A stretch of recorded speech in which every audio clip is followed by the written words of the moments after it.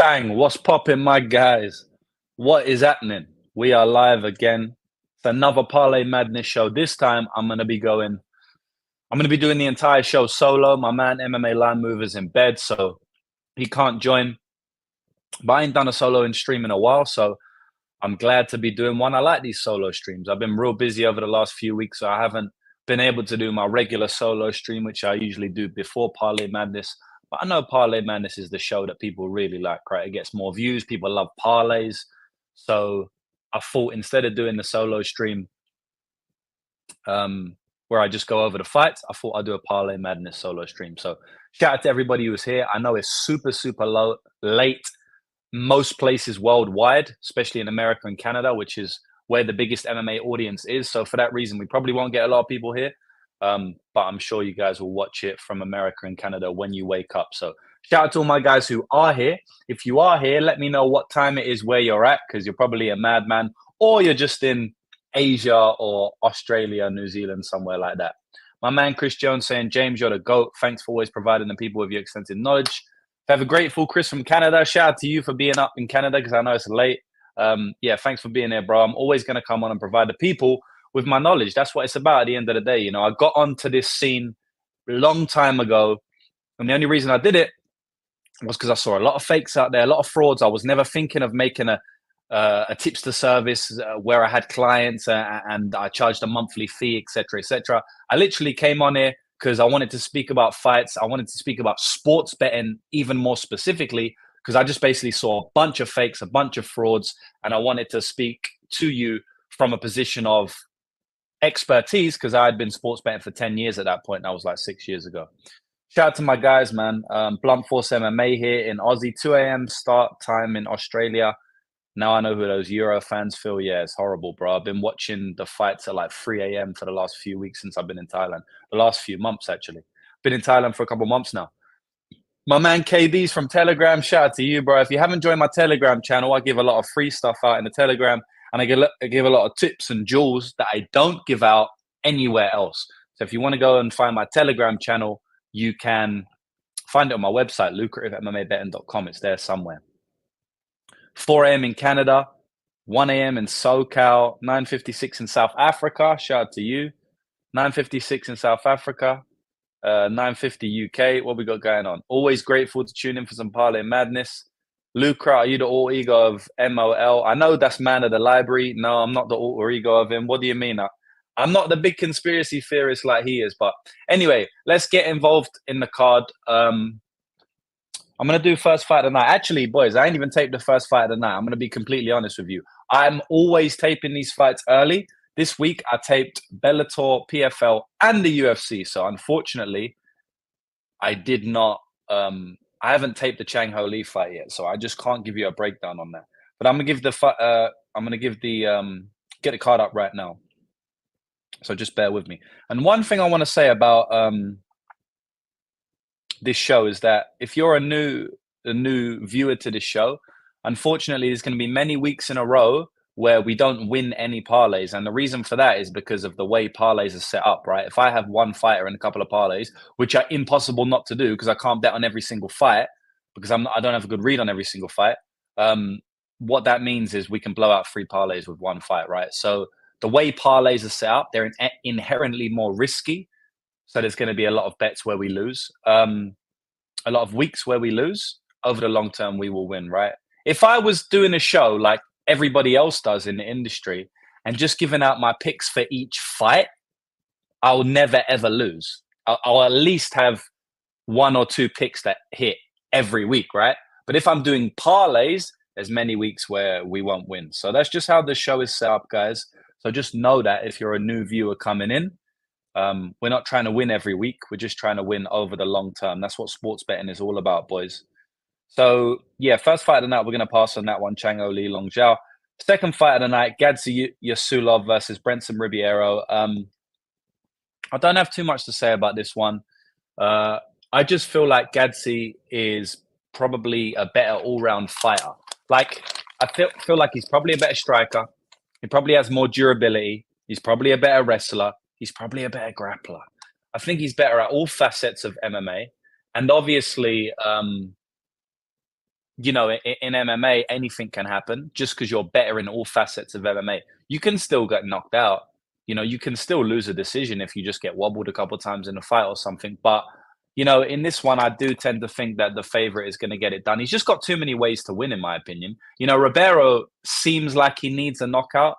You know, if it gets into the second and third round, which it definitely could do, we saw Gadzi slow down a little bit in the Contender Series fight, but that's kind of to be expected, man. I mean, if you almost finish someone the way he did, why would you not slow down, right? It's kind of obvious that he slowed down. So, you know, there is a potential for it to be a little bit back and forth in the later rounds if Gadzi can't get his wrestling going or something like that. But I just feel like even if Gadzi gets tired, even if he doesn't manage to finish him early, like Brenton's a bit of a madman, even if he doesn't manage to finish him early, he can still just get takedowns and grind out a decision win here. So, yeah, I'll take Gadzi. In terms of like plus EV legs, I don't really know what I want. I think what I'm going to do for this show, I don't think I'm going to go through each plus EV leg. I think what I'm just going to do is break the card down, and then at the end, I'm going to just make the parlays, right? So I'm not going to speak about every single angle, every single plus EV leg. I think what I'll do is I'll just make the parlays at the end based on the plus EV legs that I already know that I have in my head, right? Because I've already taped the card. I'll just break down each fight for you, and then we'll do that in the end. So the first fight broken down, I think Gadzi's going to get the win. Second fight is Muin Gafurov versus Kang. I'm starving, boys, so you're going to have to bear with me while I eat. I know eating on a podcast can sound very annoying. I'm going to eat with my mouth closed and do it a little bit more respectfully, all right? But I'm hungry, boys, so. As soon as you said many losing weeks, the audience numbers drop. Well, I don't mean many losing weeks, but there could be many losing weeks. There will be many losing weeks over the year. Just hopefully they're not consecutively, because then it gets annoying. But I did a post earlier on my Twitter. You know, it's funny that you say that because many losing weeks is literally unavoidable in sports betting. And I've been saying it for 6 years, and sometimes it kind of feels like a little bit repetitive. But, you know, the most important lessons are usually ones that are repeated all the time, right? There's a reason why things are repeated over and over and over and over again, right? What did your mom and dad tell you when you used to eat food back in the day when you were a kid? Chew your food. That's a fucking important lesson because, you know, kids don't chew their food. And if you don't chew your food, shit can go wrong, man. I had a bad experience with a piece of bacon one time. I ain't going to go into it, but I guess what I'm trying to say is most people can't handle sports betting because of the lessons that it's going to teach you. One of the lessons is that there will be many losing weeks. And most people just can't handle losing weeks. So it is what it is. Sober Jewish still sleeping. Yeah, he's sleeping. At the end of the day, the reason why we're able to make a lot of money on sports betting, and this is the unfortunate truth about sports betting, actually hidden truth, the thing that people don't really like to mention, is because we're not betting against the sports books, we're betting against each other. Now, it's always going to be us against the bookies because I want to help people make money from the bookies. I've been helping people make money from the bookies for years, and I don't like the bookies because they're extremely, extremely immoral. So I'm helping hundreds of people, help thousands of people with all of these shows make money from the bookies. So it's always us against the bookies. But the only reason we make money is because the bookies are funded by losing bettors, right? And the number one reason people are losing bettors is because they have no emotional control. That's the number one reason, right? So, unfortunately, even though you need to have emotional control, it's actually good that these people don't. So, you know, it's not the end of the world if I'm telling people, come on, you have to understand that betting is a long-term game, and they don't listen to me because they are actually putting money in our pocket. So it is what it is. It's sad, but, you know, the smart people will listen.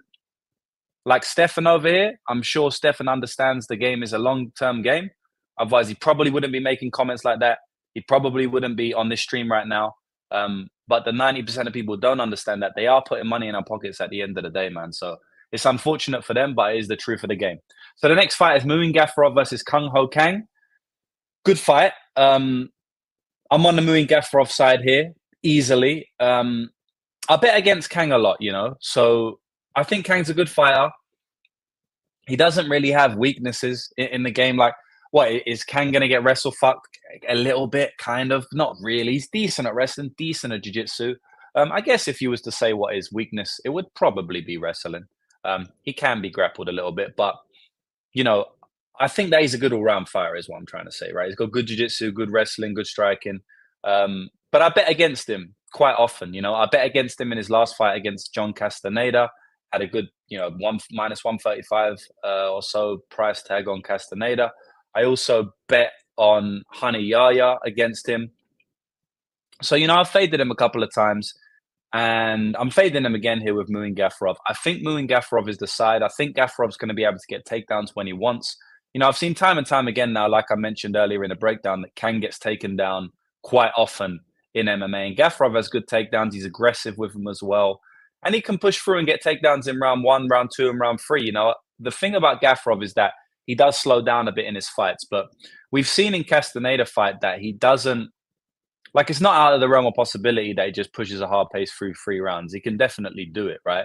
It's just sometimes he shows up a little bit worse than others in terms of the cardio. And obviously it depends on the pace of the fight and stuff as well. Kang doesn't push a high pace.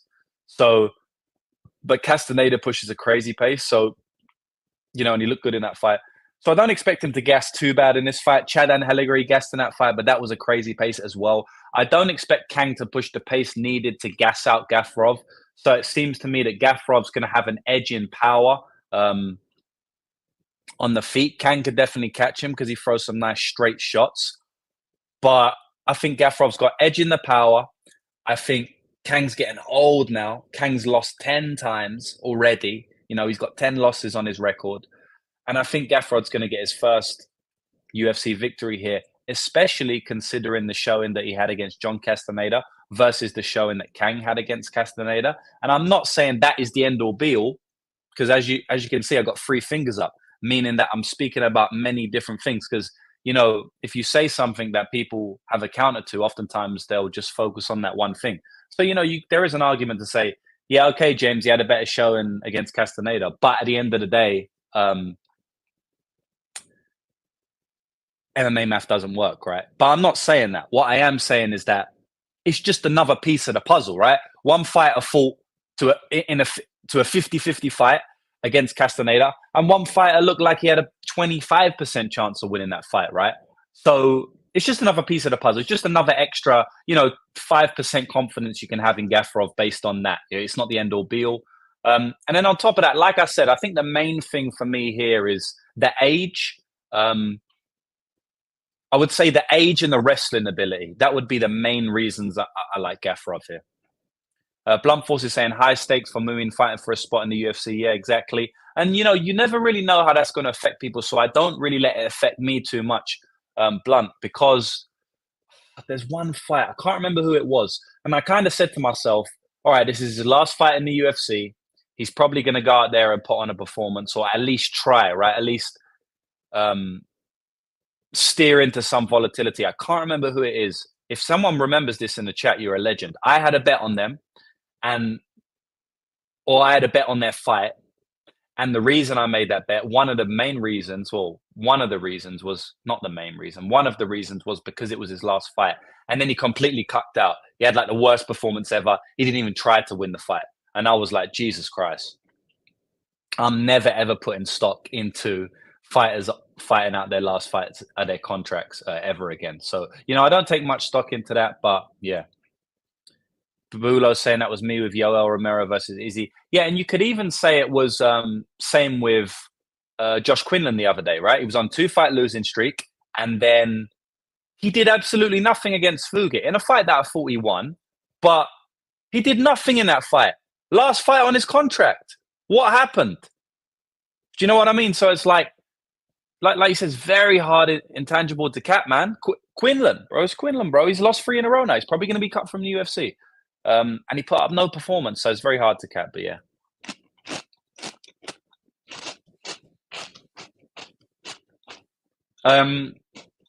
That's true, but Muin fought way better against Castaneda than Kang did. Saying it was also competitive. No, it was way more competitive in the Gafurov fight. He just got hurt. Gafurov also hurt Castaneda. Castaneda just got a fucking rock chin. It was a way better performance from Gafurov than it was Kang. Make no mistake about that. Back against the wall fights 50-50 at best. Not worried about the sub from Kang. I mean, not really, to be honest. I think probably most of that, you know, if you are thinking that, it's probably baked into the Saeed ninja choke, or I think they labeled it as a guillotine, but whatever it was, I can't remember. Yeah, I'm not really too worried. It could potentially happen. You know, he does shoot some sloppy shots, but yeah, I don't really. I'm not worried about it too much. Let's put it that way. I'm just worried about it to a normal extent than I should be. I don't think it's like super likely. Next fight is Rinat Fakhretdinov versus Nicholas Dobby. Yeah, good fight. Nicholas Dobby is not good at defending takedowns, and Rinat Fakhretdinov has got good takedowns, man. That's really what the fight's going to come down to. Sure, Nicholas Dobby might be able to put a pace on him late, you know, but I think, you know, without that Zaleski dos Santos fight, I don't think anyone would even look at Dobby as a potential winner here, right? And I bet Zaleski in that fight. Obviously, it was a good bet, right? But the reason why Zaleski almost had Rinat out in that fight, and the reason why that fight was closer than the odds suggested, and the reason why Rinat didn't look good in that fight is because, first of all, I think he wasted quite a decent amount of energy early in the first round trying to finish him because he dropped him down with like the first punch of the fight. And then on top of that, Zaleski, you cannot grapple that guy, bro. Like, ask Benoit Saint Denis moving up a weight class, I know, but like, you do not grapple Zaleski dos Santos. Like, it doesn't happen a lot, right? Let's just say it that way. Especially not in the last 5-6 years of his career. You know, he's very good, stout takedown defense guy. And Rinat had to basically strike with him for 15 minutes. Rinat doesn't have to strike with Dobby here for 15 minutes. Rinat will get takedowns here. And I don't think Dobby has great get-ups either. And then, you know, like Vera's saying, Dobby isn't even as dangerous as Zaleski. On top of that as well, Zaleski's almost like a bad stylistic matchup for Rinat. And that's why I bet him at plus 250 or whatever I got, right? And obviously I was pissed off that we didn't cash the bet, but we could have got knocked out in round 1 as well, man. Rinat had a solid showing against Zaleski, who I thought was a bad stylistic matchup for him. You know, I thought it was like kind of like an even fight. That's why I played plus 250. And it played out to be somewhat even, but Rinat could have knocked him out in round 1 just as easy as he could have got finished in round 3. So it's like, I think Renat's going to win this fight, boys. I think Renat's going to get the takedowns when he wants to. And yeah, like Vera's saying, Rinat might hurt Dobby round 1. I agree. I think Rinat could actually get a finish in this fight. I don't think he will. I think it's probably a decision, but I do think he could do it. Dobby round 3 is like, I'm not going to hate on anyone taking a shot at a massive odds for Dobby round 3, right? I completely understand it. And like you say, like Dobby at plus 275, I don't really disagree. Like, I don't actually think that there's any value on that line. I don't think Rinat should be much worse than minus 275, right? And if we're talking about no vig, if we're just saying what we line the fight, then plus 275, the opposite to minus 275. I don't really think, like, I can't give Dobby more than 25% to win the fight or something. You know, so then I don't think there's any value at plus 275. But good luck anyone taking it. Yeah, good luck. Under 205 plus 170, does it interest you?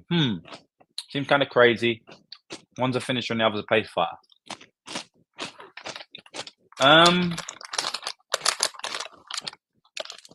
I don't think Rinat is really a finisher. You think Rinat's a finisher? I don't think Rinat's a great finisher, to be honest, you know.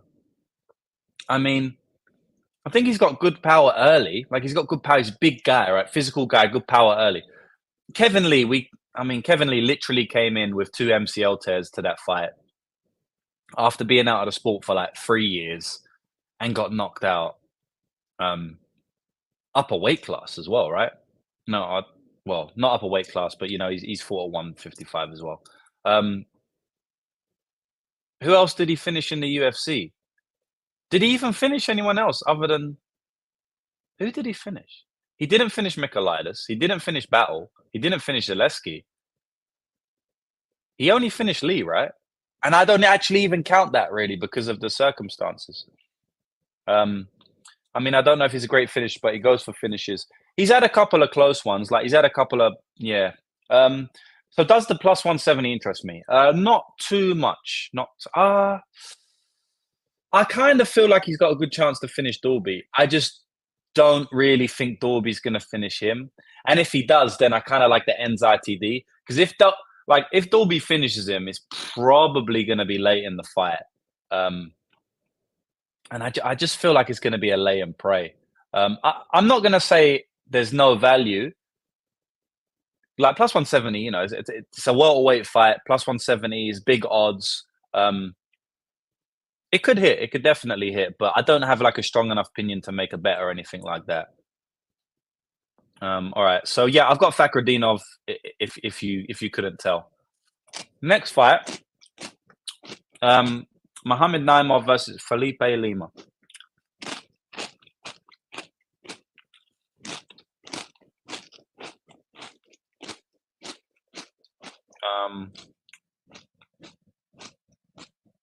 Yeah, so I like this fight. It's gonna be a good fight.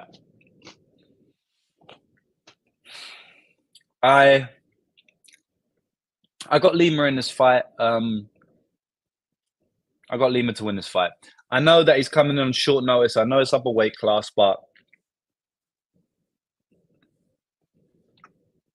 I don't think Naimov can dominate the fight. Like maybe if he, sorry about that, bro. Maybe if he cracks him or something, but I don't really think Naimov can dominate this fight. I think worst case scenario is going to be like a close, like best case scenario for Naimov is probably going to be a 29-28 or something like that. Worst case, best case scenario, right? And if not, then I think Lima has the upside in terms of how the fight could look. Like sometimes the way I look at fights is, well, all the time. This is the way I look at fights, boys. I look at it and I say to myself, this is the three magic things you have to look for. And I've spoken about this in depth, right? The three magic things are stylistics, statistics, and intangibles, right? Three.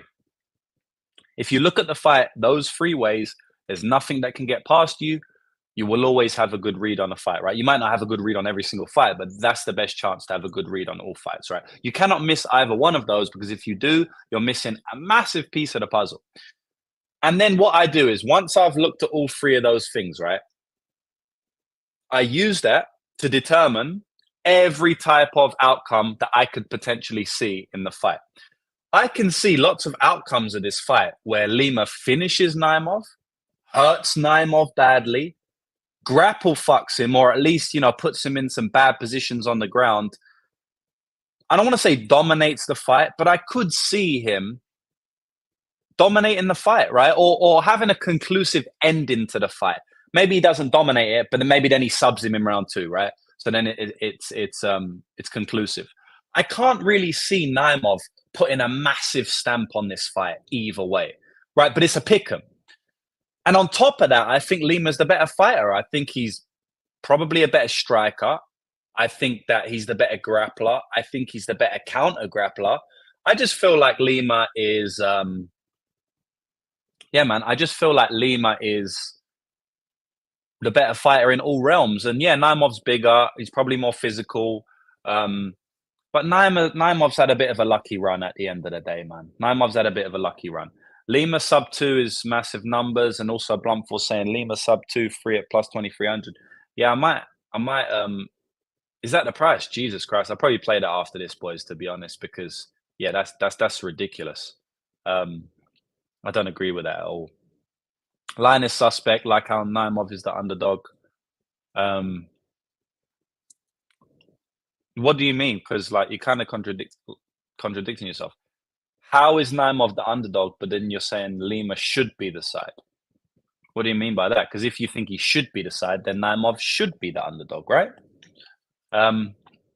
Yeah, Lima sub 233 and Lima sub. Yeah, that's definitely wide, man. This Naimov guy, he ain't all that, bro, and he gasses out a little bit. I've bet against Naimov twice already, right? I bet against Naimov with Nathaniel Wood, which was a bad bet. and I'm admitting it was a bad bet, right? But let's remove the actual betting portion of it, and now let's look at the stylistics, because it's very important to see how they matched up stylistically, right? Nathaniel Wood can be compared to Lima to some degree, I believe. I'm not saying they have a massively similar style or something. What I'm saying is that they're both undersized for the weight class. They're both pretty fast fighters. They both had good counter grappling, good jiu-jitsu.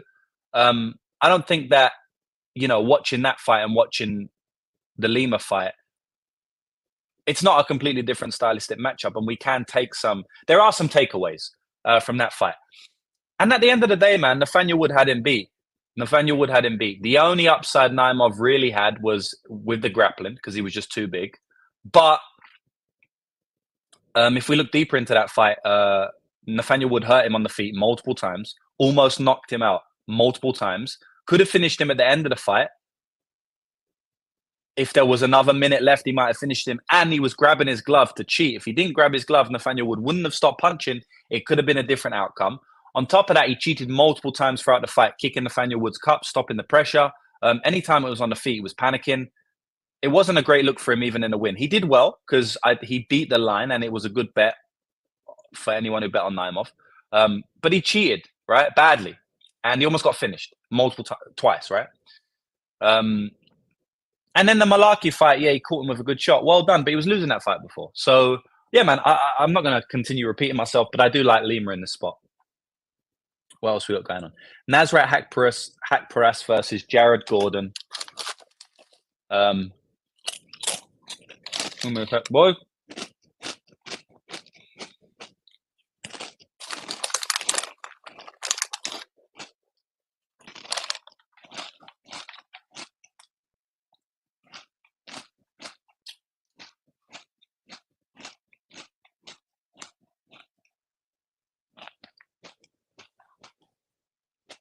Man, you sound angry. You don't have to be angry. Let me tell you something about this game, Rico. What happens, right, is when you're getting a fighter who is much, much better than Naimov, he should be lined as a bigger favorite than he is, right? The whole reason we're getting the pick'em line is because it's a short notice fight in the middle of nowhere. Do you not think that's baked into the line, right? Let me tell you something about professional betting, because you're speaking about professional, right? Professionals understand that most things are baked into the line. Where we get our edge is seeing things that are not baked into the line. Or we look at why the market is doing what it's doing. Sometimes it's recency biased. Most of the time it's recency biased. Just like I bet Mads Bennell plus 245 earlier against Clay Collard and he won. The reason that I got that line was because of recency bias, right? So we need to look at what things are not getting taken into account in the betting lines. Now, the thing is that everybody knows this is a short notice fight. The only reason Naimov was a favorite for a good portion of it, the only reason Naimov opened up a massive favorite, the only reason it's still pick'em now is because it's a short notice fight. What you're saying, literally everybody knows, right? So you're actually looking at it one-dimensionally and focusing all your attention on the short notice, but you don't understand that everybody else knows that. We need to focus our attention on other things or more unknowns, things that people may be overlooking. No one's overlooking the short notice. That's literally the reason it's a pick'em. So that's just a little word of advice about professional betting. That's more of an advanced topic. Looking at lines, why are they the way they are? To add on to that, Lima had 1 month from now, Lima had a rematch with the guy he beat last time. And that fight was scheduled, let me tell you exactly when it was scheduled for. It was scheduled for a month from now, and he was in camp for it. So he's just got a 4-week. It's not as bad as coming off the couch, let's put it that way. It was scheduled for July. It was scheduled for the 20th of July, right? So instead of fighting on the 20th of July, he's fighting on the 22nd of June. So you're actually talking 4 weeks earlier. So, yeah. I'm not saying that Naimov can't win this fight, right? He definitely can win the fight, but yeah, that's all I'll say about that. But honestly, boys, definitely take a big, take my advice and try to really understand the markets. It's a very important aspect of MMA betting that a lot of people don't do. If you look at the markets, you can actually get a good edge. And let me tell you now, the entire market knows Lima's coming in short notice. Otherwise, it'd be a much bigger favorite. And like Vera's saying, Naimov came on short notice against Malarkey and knocking him out. So, yeah.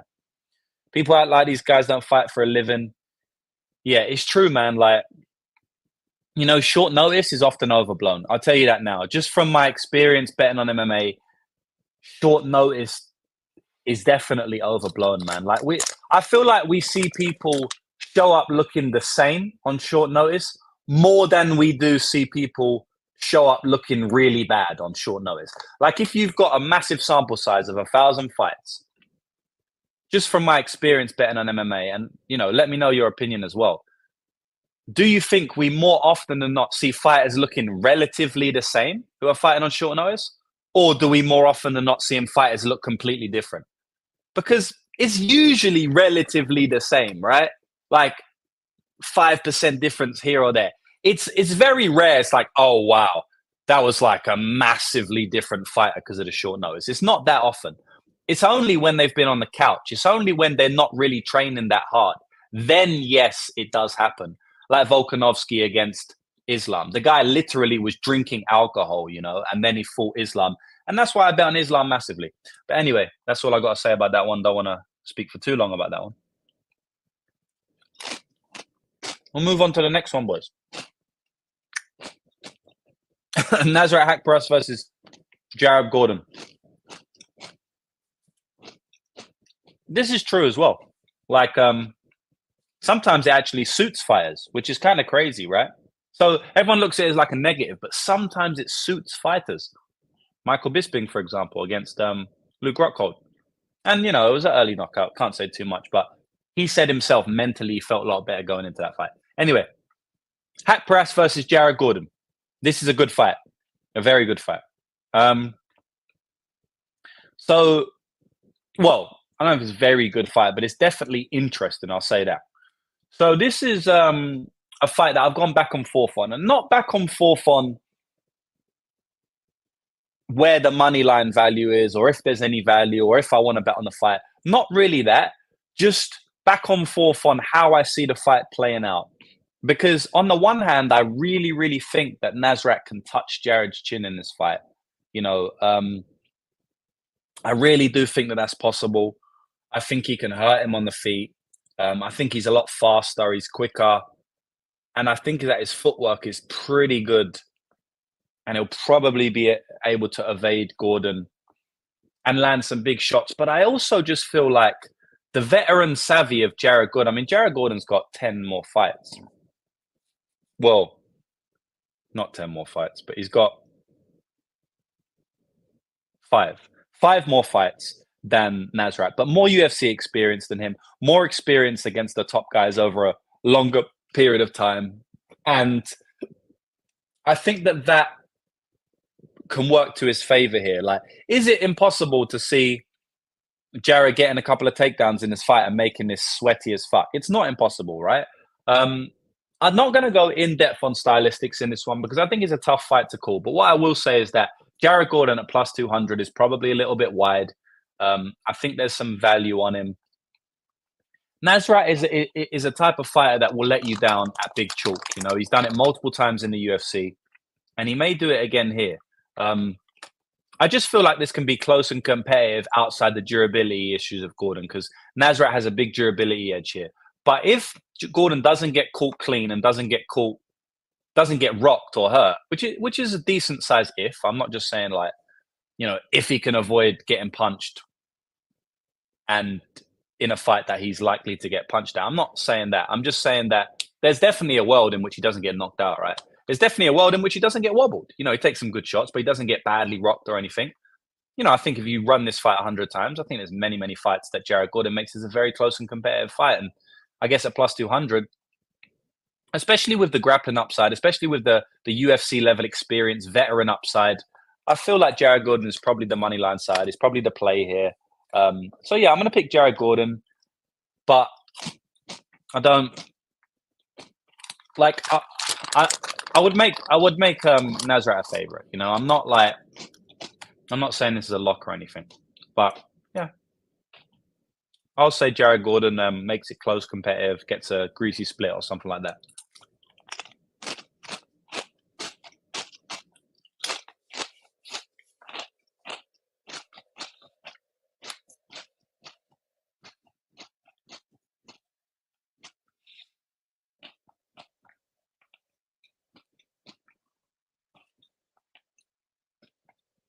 What does that mean, bro?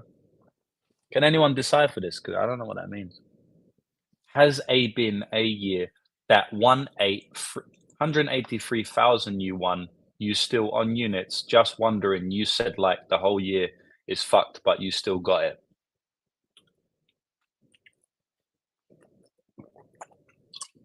I'm sorry, bro. I don't know what that means. I tried, bro.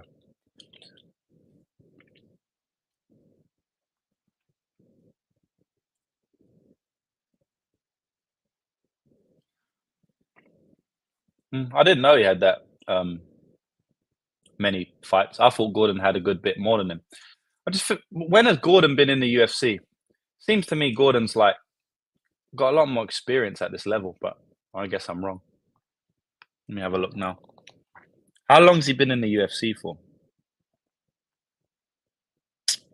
Not that long. 2017. About Naz.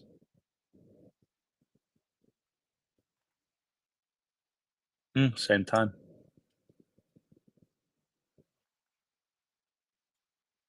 Well, I guess it's less about the experience in the UFC and just more about the Gordon fights the smart game plans, man. Gordon fights the smart game plans. I can see him getting some takedowns. I can see him getting a little bit. I can see him make it a little bit more of a closer fight than the odds indicate. All right, what else we got? He also doesn't lose decisions. He doesn't lose decisions, Gordon. So that's something you have to take into account as well. Johnny Walker versus Volkan Oezdemir. This is a big pass fight for me, boys. I mean, if you're betting on this fight like money line wise, it's a little bit like you do you, but Johnny Walker's a bit of a wild card. Volkan Oezdemir is not a great fighter. He's 2-3 out of his last 5. I don't really think Johnny Walker's I don't think Volkan's a great fighter. He's all right, but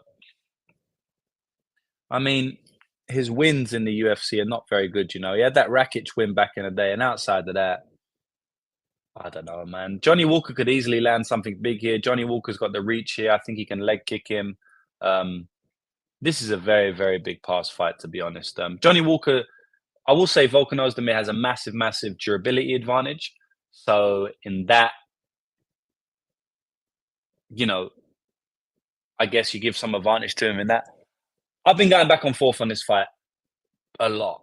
And, that's usually a sign to me that I don't know what the fuck's going to happen. Because at the end of the day, if I can see a fight playing out multiple ways, then why should I take a risk? Or why should I even bother worrying about who's going to win? I can see the fight going multiple ways, guys. So I'm going to pass, man. What about the Walker fight over 1.5 rounds? Yeah, so I actually thought about the plus money over in this spot or the GTD. One of them was plus money. I don't think the 1.5 was, but the 2.5 or the GTD was plus money. And I just thought this fight's like, it's just a weird fight. I could definitely see it going decision, some shitty decision like staring contest, because Walker can definitely oblige to that type of fight. But this is a big pass for me. Like I said, Robert, I don't have a massive opinion on it. if anything, I'd just be trying to get a what's it called? If anything, I'd just be trying to get a plus money on this fight because I just feel like it's a very, very volatile fight. What happens when Oezdemir punches him in the chin? I don't know, man. I can see it being a staring contest. You could say what happens when Thiago Santos punches him in the chin over 5 rounds, and what happened? Nothing really. Johnny Walker doesn't have a good chin, but it could be a staring contest where no one really gets hit clean on the chin. Walker could also maybe take him down. Volkan could definitely knock him out. Like I said, he's got a massive durability advantage, but it's not like I'm not looking at it and go, oh yes, one punch and it's over, because I just can see the fight going so many different ways. But I do lean Oezdemir. He's just a better fighter. I was referring to the units you have won. As you bet some differently unit size, are you still up units? How bad was this season? Yes, to answer your question, which is in the middle, yes, I'm up units this year. We won 146 units last year, and I'm on like 27 units profit right now. Do you believe that there are scripts in global sporting events? Not so much scripts. I do think that, well, I know that is definitely some, what's the word? I'm not going to call it conspiracy because it's a fact. There's been many, many cases over many years of sporting events, proven cases in law. People have gone to prison for fixing games. Match fixing happens. But it's not like, I don't think it's a script where every single player on the field knows about it. It's more like there was a case in NFL, I think it was, where the referees were paid off to call certain decisions because people were betting on it and stuff. So yeah, that definitely happens. But I don't think it's a script like you have to win 100 points to 98 and you're going to score that many. Too many people involved. The word will get out too much. It's usually 1 or 2 officials will be paid off, or 1 player will be paid off, something like that. That does happen though. Walker seems to be approaching fights with more patience. I like him in this spot. I think he touches from the outside. Could happen. Brother ain't no scripts. Put the pipe down. One guy can push through getting hit. One guy dies if a clean punch landed. Yeah. Yeah, I feel you, man. James is the best in the business. Appreciate you, Robert, my man. Walker has a huge size advantage. Yeah, I mean, I think the comments echo what I think, boys. Like, a lot of people are saying Volkan. A lot of people are saying Walker. Yeah, I'm going to lean Volkan in this one. You see how Volkan came out against Jiri. Volkan, he came out hard and hurt both. For some reason, he didn't come out hard against Paul Craig. Probably just worried. Yeah, so I'm going to lean with Volkan. I think he's just a better fighter, more durability, 15 minutes to find a big shot. But yeah, I definitely won't be betting on it. Shara Magomedov versus Antonio Trocoli. Yeah, to tell you the truth, I researched Jordan the Lutabik fight, Jolton. The Lutabak fight, however you say his name. But I haven't seen Trocoli, so I'm not going to speak too much on it, boys. I didn't tape him for the Aliskerov fight last week because he got cancelled. So yeah, I don't really have too much to say about this one. I know Shara, obviously. I bet on Shara against Bruno Silva in his last fight, -200. He made me sweat a little bit in that fight. He won 30-27, but he did make me sweat. Didn't get up off his back. So I guess if Trocoli shoots takedowns, he can make it close. But I mean, he's -650. There's a reason for that. Shara is a good fighter. Say what you want about him. He's very dangerous. He can hurt you in any realm of the fight. He can even hurt you from his back. He hurt Bruno Silva from his back a little bit. So yeah. Trocoli is a 6'5" black belt, +1,000 for sub. I'm down to sprinkle. Yeah, I understand. I'll be passing. Maybe it's a Weston Wilson part 2, and I bet on him round 1 sub, so you never know. But yeah, I can't speak too much about that one, boys. Kelvin Gastelum versus Daniel Rodriguez. Good fight.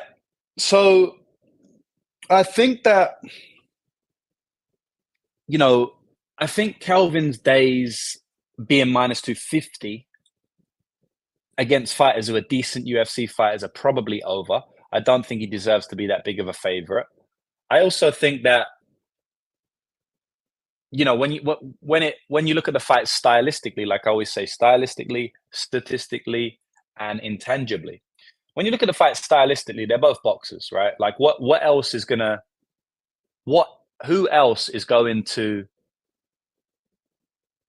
what else is going to happen in the fight outside of a boxing contest? Probably not a lot, right? Like, is Gastelum going to shoot takedowns? He might do. He's done it against a couple of fighters. He's tried to do it against a few more.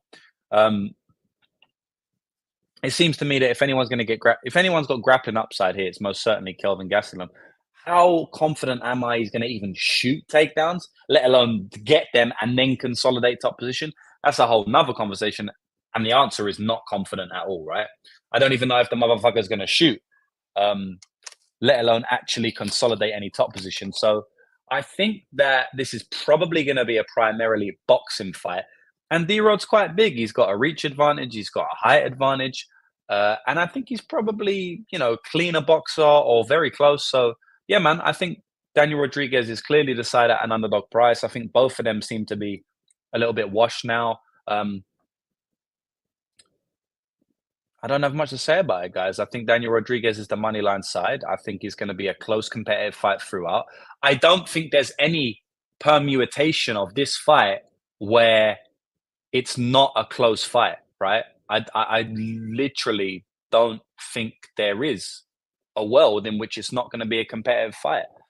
How is it not going to be competitive, right? And if it's going to be competitive and one guy's plus 200, I mean, you already know what to do there. So I think Daniel Rodriguez is the money line side, boys. The next fight is Sergey Pavlovich versus Alexander Volkov. Um, yeah, another one where I think Volkov's the money line side here. I mean, I did a post earlier in the week, and you know, a lot of talk this week I knew was going to be about the sparring stories, right? So Alexander Volkov has come out and said, okay, there's a lot of stories.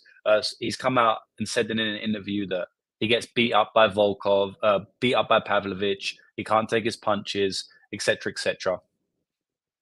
And I wanted to know last week when I was doing research for the card, I wanted to know how serious that was, right? So I asked my friend in Russia, who's Russian, who lives in Russia, to actually dissect the interview. He's a big MMA fan, great gambler. And he told me it's basically bullshit, big bullshit. Volkov is exaggerating. You know, it's very hard to understand translation from another language a lot of times, right? And I said this on the video on Twitter. Many times something can be translated from one language to English and it can come out completely different in that translation because you don't understand tone in translations. Sometimes the words even mean different things. And also, people have different personalities that you're not going to know by reading an article online, right? You're not going to know what type of personality that person has if it's translated from another country. And on top of that, you don't know the dynamic of the interview, right? Because you just can't speak Russian. So I got an actual Russian to dissect it, and basically said that he was just exaggerating, and it almost doesn't mean anything, right? So I kind of ignore that because I know it's a big, big talking point here.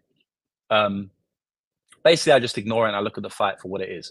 Obviously, Pavlovich can knock out Volkov, right? Pavlovich can knock anyone out. I bet against Pavlovich in his last fight, Tom Aspinall. That was a satisfying bet. I don't think that Volkov's just going to steam through him, but I do think that his chin can be cracked. We've seen that his chin can be cracked. Now, Tom can do that against anyone, but Volkov's got a lot of knockouts in the UFC, man. I don't think it's out of the realm of possibility that Volkov gets a round one knockout in this fight, especially how Pavlovich just like to walk into range. Also, these guys are good friends, right? And it always adds a little bit of extra volatility knowing that they're good friends. They're both white Russians. They're mates. I could definitely see this fight playing out a little bit weirdly based on that. So if there is more volatility, then again, you look to the underdog. A lot of things are pointed to the underdog here. I know Pavlovich can steam him in round one, but Volkov's been 3 rounds, even 5 rounds many times. I know I can trust him in those late rounds against high quality guys. We've never really seen Pavlovich. We've never seen Pavlovich go 5 rounds or 3 rounds with high-level guys, right? So I've seen him go 5 rounds in the lowest pace fight I've ever seen for heavyweight, and it was against basically a bum, right? Um, we don't know how he's going to do it in a 5-round fight, especially when he's getting kicked and hurt by a massive guy, right? So I think Volkov's the side here at big plus money. If it was minus 110 apiece, then maybe I have a different opinion. But at big plus money, I have to, I have to say that Volkov's the money line side here. It's so obvious Volkov is exaggerating, talking up his body. Volkov do have a sense of humor. Pavlovich don't. This is all folks. They are never was a friends. They definitely was a friends, and they are still friends. Actually, they're so much friends that they had an altercation where Volkov seemed kind of annoyed that Pavlovich even accepted the fight. So yeah, they definitely are friends, bro. I'm also fluent in Italian. When I put on the closed captions, it always gets the tone of the message wrong. Great point. Yeah. I watched Pav gas inside 3 minutes and show off his white belt versus over him. Exactly.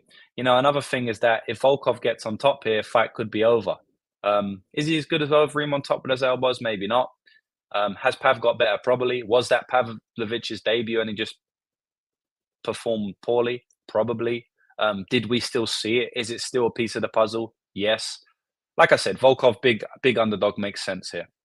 And when I say makes sense, I mean makes sense for him to be the bet if you're going to bet on anything.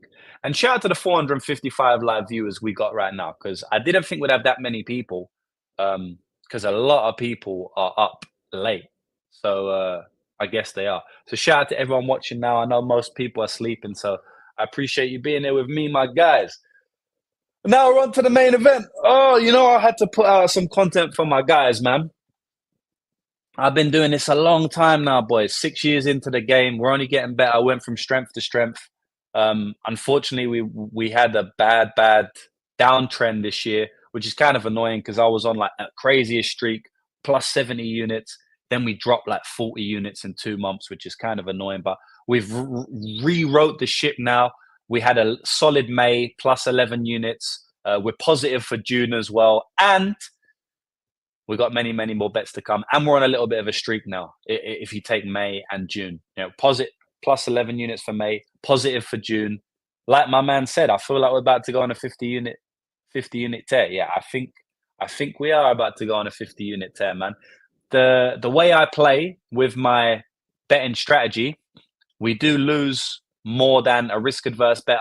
We can go through some heavy losing periods, but the maximum downtrend I've ever had is 40%.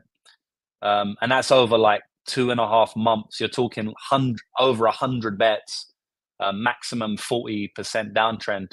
And we're up like 480 units or something in less than 5 years. So we're going to continue cashing as we always do. And I'm excited for the second half of the year because it feels like we're coming into another hot streak. So we'll see how it goes, boys. But I'm putting in the work, as I always have been doing, and putting in the work for these free shows because I'm always trying to give you some good content. All the love, best MMA betting YouTube on the scene. Appreciate you, bro. I'm always going to be here. Win or lose, you know me. I ain't going to go hiding. I love this game. James going to be on Ikram. I have a feeling you're about to find out, bro. I'm up early, New York City, 4 a.m. Good man. Early bird catches the worm and all that. James, the first one to say Whittaker washed. Yeah. Good point on that. I said Whittaker was washed after his Vettori fight 2 years ago. And a lot of people gave me shit for that.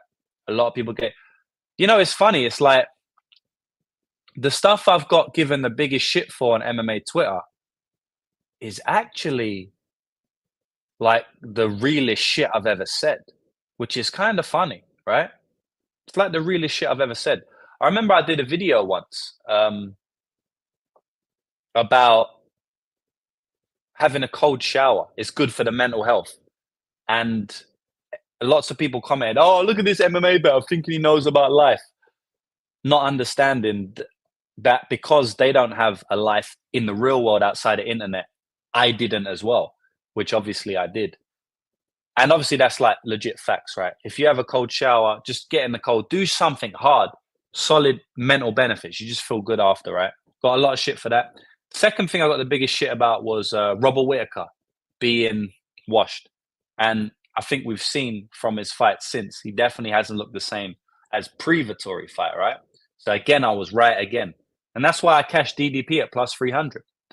And then the other thing was, and we'll see if this turns out, Peyton Talbot could compete with O'Malley tomorrow. I said that over a year ago. And obviously everyone went crazy. And when Peyton Talbot goes on this run, already a couple of people have changed now, but when Peyton Talbot goes on this run, I expect everyone to come back to me. By the way, I don't, because I know they don't, because they're just internet kids.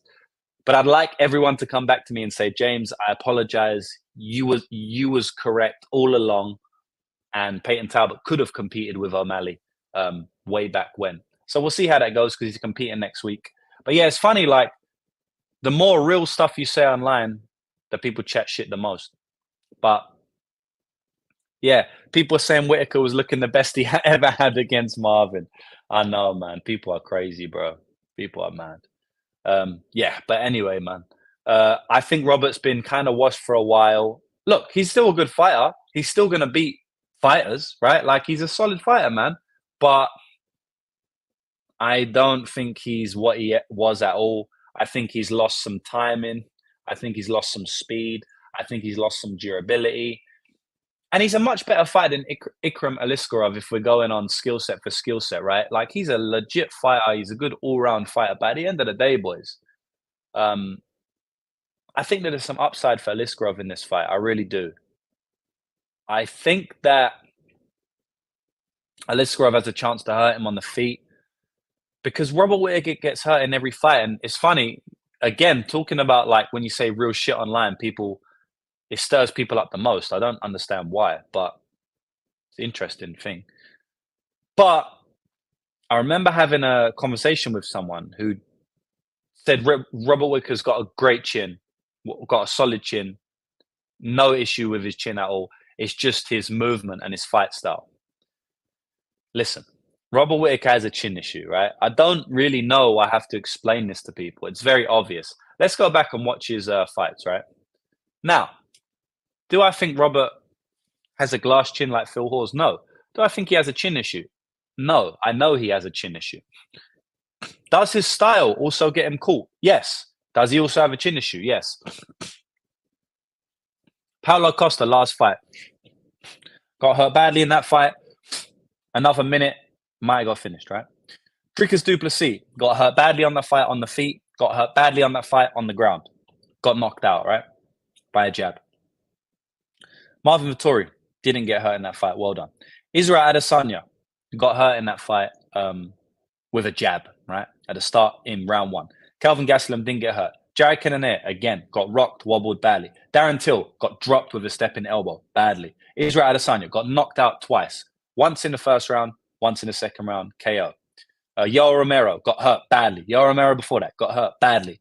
This guy gets hurt in every single fight he ever fights. His chin isn't great. Can he get hurt by a powerful Ikram Aliskerov, who is the inferior striker? Yeah, of course he can, right? If he gets taken down, will he get straight back up? I don't know. Will Ikram break his arm with a Kimura? Probably not. Could he? Yeah. Could he elbow him from top position? Could he do some damage from top? Yeah. Is he heavy on top? Not the most. Is he strong and powerful and probably a better grappler than Rob? Yeah. I mean, there's good upside for Aliskerov in this fight. I do think that there's a good chance that Aliskerov fades after 1 or 2 rounds, and then, you know, Whittaker starts to just piece him up. You know, I do understand that, and I do think that's possible. But I also think it's possible that Whittaker, you know, sees his demise here. We have to understand that these fighters ain't going to be what they are forever, right? Let me tell you something now, boys. Whittaker's not just going to keep on winning and winning and winning and winning and winning and winning and winning against everyone, right? Do you think he's going to keep winning against everybody? Or is there going to come a point where he loses against someone he should not lose to? That will come, right? If he fights long enough, unless he retires, he's going to lose to someone who he shouldn't lose to eventually. It happens to everybody. Look at Anderson Silva. Imagine Anderson when he was on his run. Everyone would be saying, yeah, Anderson would never lose to someone like Ikram Aliskerov or whatever it is, right? But these fighters, they get washed, they get weathered, they get hurt, their durability goes, their speed goes. They're not going to keep performing at this high level forever and ever and ever. And I think Ikram has the goods to finish Robert Whittaker here. I think he's the worst fighter. Whittaker may again put on a veteran performance, but I do think he's going to get hurt because he gets hurt in every fight. So yeah, man, I like the Ikram side a little bit. I can't say it's a massively confident read because, you know, stylistically, he shouldn't really win the fight. But like I say, boys, a lot of people only look at stylistics or statistics or intangibles. A lot of people don't look at all three. And I just feel like intangibly, it's massively on the Ikram Aliskerov side here. So, you know, I feel like that is enough for me to say that Ikram's going to win the fight. So I'm saying that Ikram's going to, and obviously the odds always sway me, right? If Ikram was a big favorite, I probably wouldn't be coming on here and making a case for him. It's just how I speak because I'm a gambler. So you ain't going to hear me go crazy about Ikram winning a fight if he's minus 200. I'm just not going to make that same type of case because we already know that he's going to win. He's minus 200. But when someone's an underdog, I'll make the case for them if I think there is a case for them. So, yeah, I'll go with Ikram here.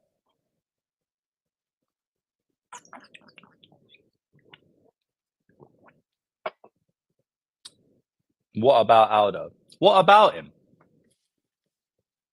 What about him? Aldo lost to Marlon Moraes. Should he lose to Marlon Moraes? Peter Yan? Should he lose? Okay, maybe not. But the thing about Aldo is like, he's some people's greatest ever fighter, right? So for every Aldo, there's literally 50 fighters who start to lose against low-level competition. Like literally 50. Literally. Yeah. I feel like Ikram should be a bigger underdog. Yeah, maybe, man. Aliskerov isn't even a full 2 years younger than Rob. What does that mean? Are you talking about because I'm saying he's washed? Aliskerov got wobbled by a horse. I mean, I didn't say anything about age. I never actually mentioned age. I just said that fighters start to lose their speed, durability as they keep fighting. And that's exactly what's happened to Rob. I have no evidence of that happening to Aliskerov. Actually, I think Aliskerov is getting better and looking better. So, you know, this could be an Abbas versus... Yeah, it definitely could. It definitely could. Who's your most favorite underdog out of the three? D-Rod, Volkov, or Ikram? Probably D-Rod, because like I can see Ikram and Volkov getting blown out. I actually can't see D-Rod getting blown out. Even if he loses, I think it's going to be a competitive 29-28. Vera's saying Robin fighting years is much, yeah, you know, it's not even close. And also durability years. Like, think how many wars Whittaker's been in. Think how many times he's been dropped, hurt, knocked out like twice, 3 times. Like, Rob is literally like 10 years older than Ikram in fighting years. Maybe more. But yeah, let's go to the parlays now. Let's go to the parlays. How am I going to do this? Might be able to. I'm going to try to get my, yeah. And if you got any questions, let me know now, boys. It was a long stream. Not really, an hour. But I've enjoyed it. It's been a long-ass year. Lots of ups and downs for me this year, but that's what I live for, man. If it was just plain sailing, winning every month, it wouldn't even be something that I'd have to put effort into, right? It would just literally just be something that happened. It wouldn't be fun. So I'm happy that we can go through up streaks, down streaks. It is the literal game. And one word of advice, boys. You need to fall in love with the process of gambling, right? The only way you're going to... Don't wait so much for my Volkov breakdown and my Whittaker breakdown. After Saturday, you know, in a few short hours from now, all of that information will be worthless. Listen to the true information, which is me telling you about sports betting. You can take that to your grave. You can't take the Whittaker Aliskerov information to your grave. because that information is going to be worthless in 6 hours, 12 hours time when they've already fought. Take this information to your grave. The only way you're going to be profitable at sports betting from a full-time 15-year seasoned sports bettor is this. You need to fall in love with the process. You have to. There's no way around it. And what I mean by that, you have to fall in love with tape study. You have to fall in love with understanding sports betting and reading markets. You have to fall in love with the win streaks. And this is the important one. You have to fall in love with the loss streaks. I know it sounds crazy. Fall in love. I actually mean it, right? Anytime I have a losing streak, I do fall in love with it and I do love it. You know why? I don't fall in love with the specific loss.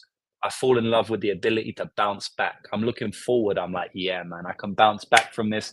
It's going to feel even more better when I finally hit a plus 250 like I did twice today. Plus 280 on Alex Polizzi, plus 250 on Mads Burnell, right?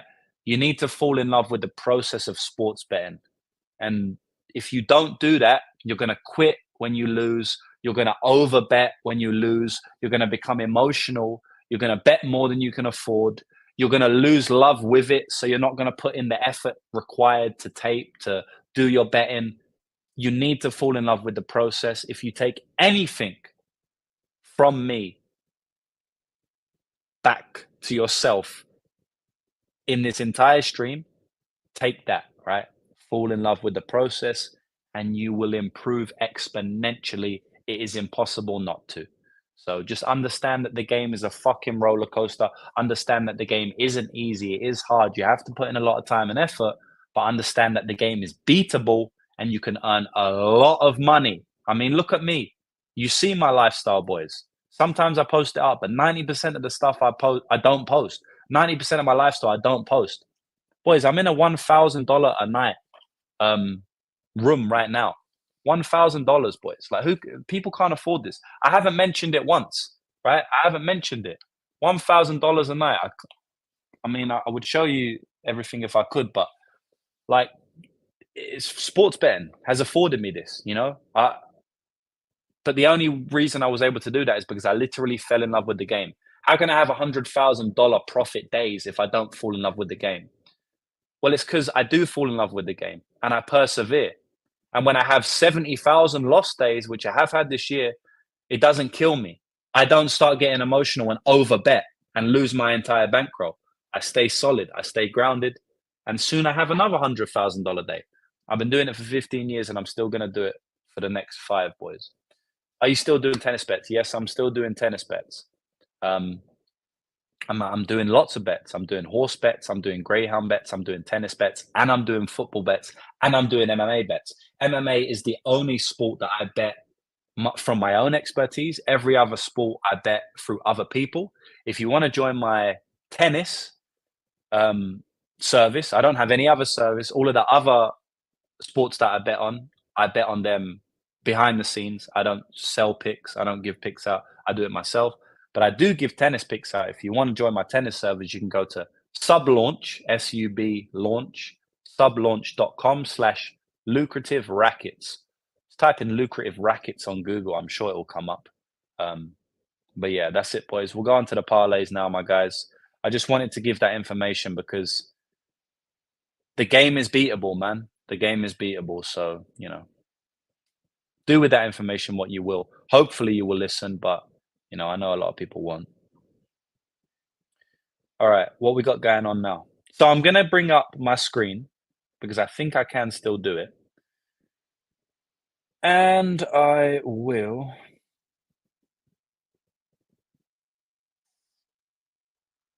There we go. Parlay Madness episode 19. All right. Parlay 1. And I'm gonna get the odds up here, boys, and then we're gonna be good. I'm just gonna make these bets on live as well now. And boys, if you've got any questions about sports betting or anything, ask me, because at the end of the day, a lot of people make content, but not a lot of people have been betting for 15 years. So if you do have any questions, now's your time to ask. Because let's be real, when do you actually have access to someone who's been doing something for 15 years and just able to ask them a question?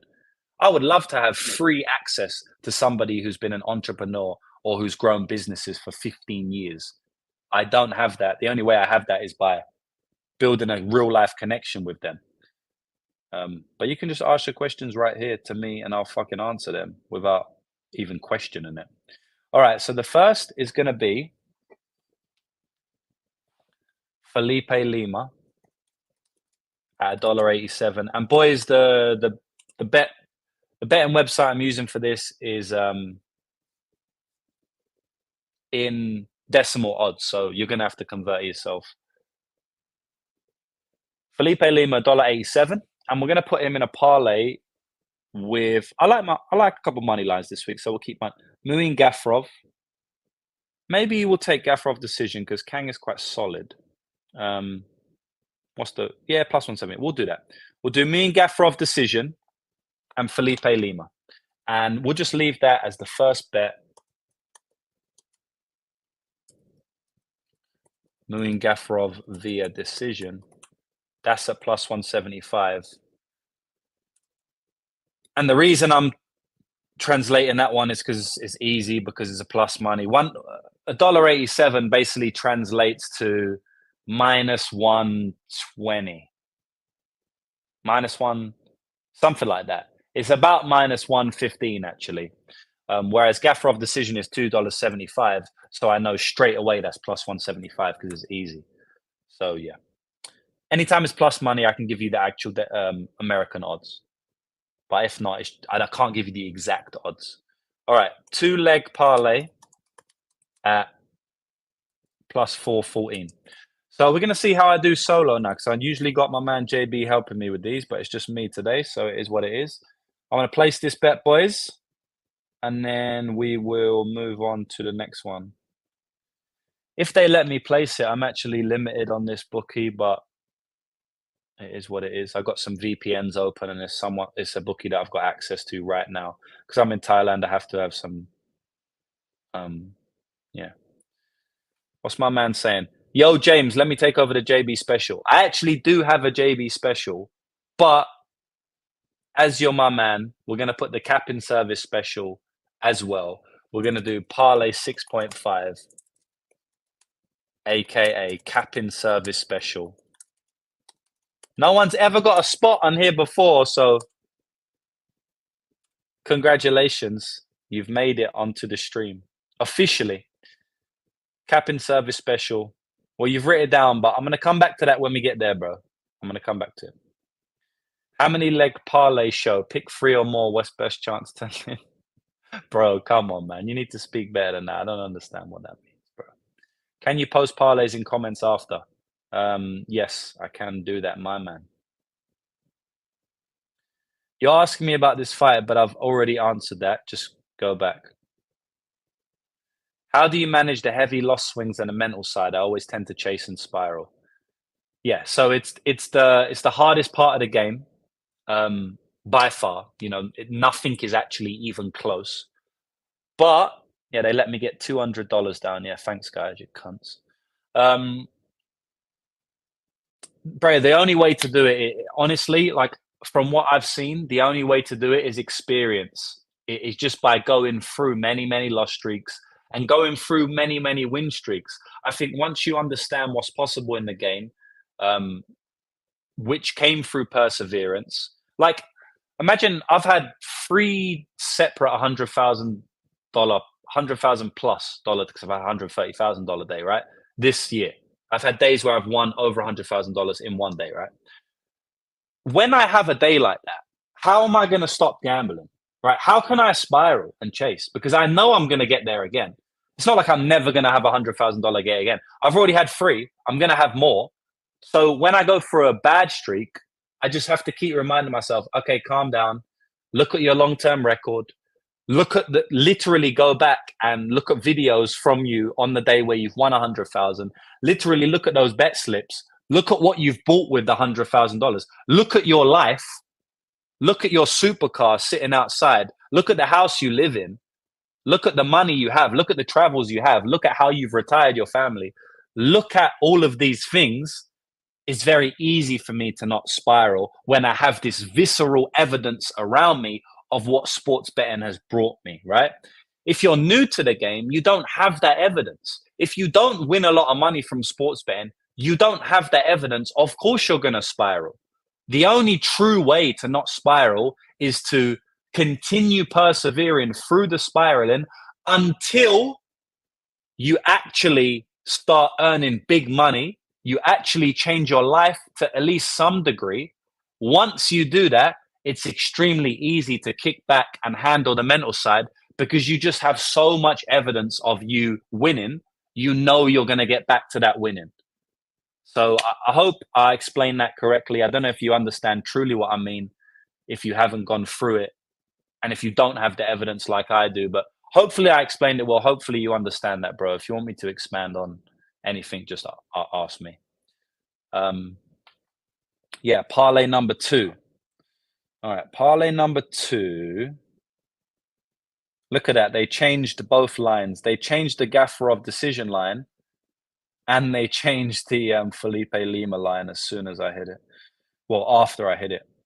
This book always does that. What it does is it accepts my stake for a little bit, then it changes the line, which Bet Online does as well, but this bookie doesn't usually do it. It's a massive, massive bookie, much better than Bet Online. It only does it because they respect my action. That's why they actually allow me to put money down. But they usually only allow me to put big bets down right before the off, right? They allow me to bet into the weakest or to the strongest point of the market, which I'm fine doing. I can still get an edge right before fight time. It's obviously just not as big as my usual edge, but that's fine. You know, when you're playing with big stakes, when you're playing with these bookies, they're not stupid. At least they let me get money down right before the off. You know, I can't complain too much. But that's some more advanced random shit I'm talking about, probably boring you. So let's move on. Next, I'm going to go for, what do I want to go for? Yeah, I don't love too much. I'll go for Daniel Rodriguez here. And I'll put him in a parlay with Alexander Volkov. Fuck it. Another money line, but 2 underdogs. And we're actually getting massive, massive odds on that. So we're getting Daniel Rodriguez as a plus 180. And then we're getting Alexander Volkov as a plus 200.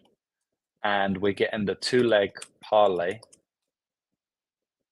at plus 740. Now, I don't know if I'm going to keep the money line parlay as a money line parlay because I've just done tons of money lines here anyway, but we'll see. All right. Yeah, Volkov moved down to plus 185. All good, boys. Don't worry. I've got many, many other outs. We're going to put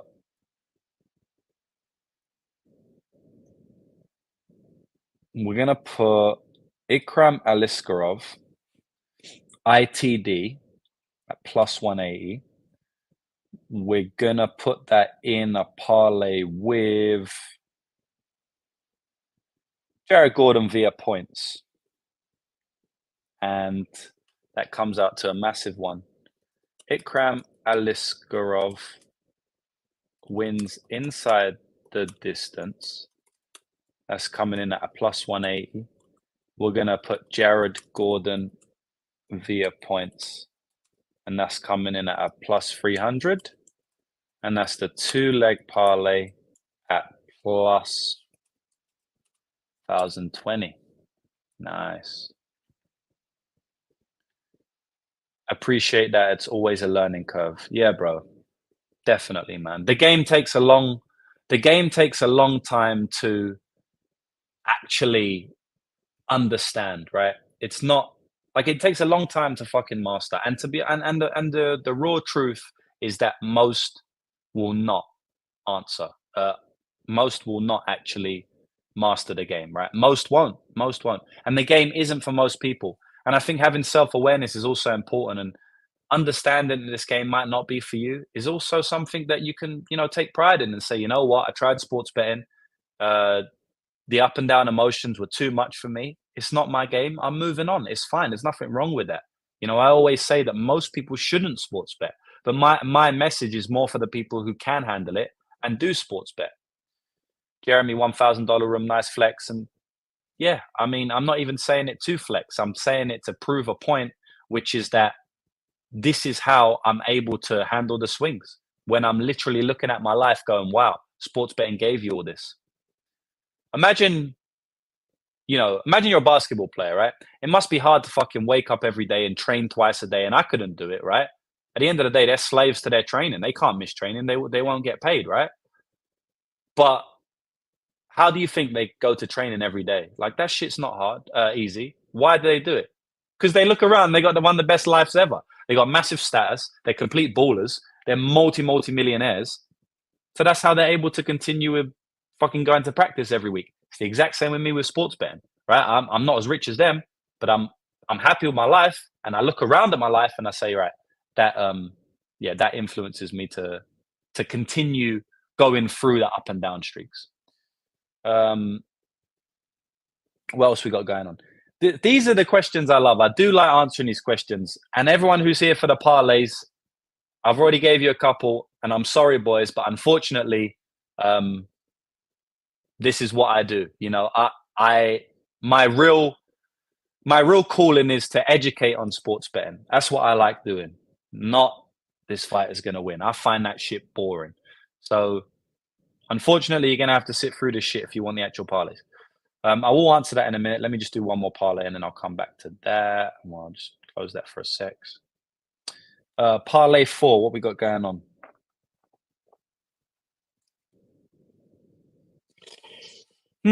So now we've used a lot of different fighters. It's kind of like, right, we need to do some props, boys. We need to do some props. We need to do some props. All right, we'll do Rinat Fakhretdinov.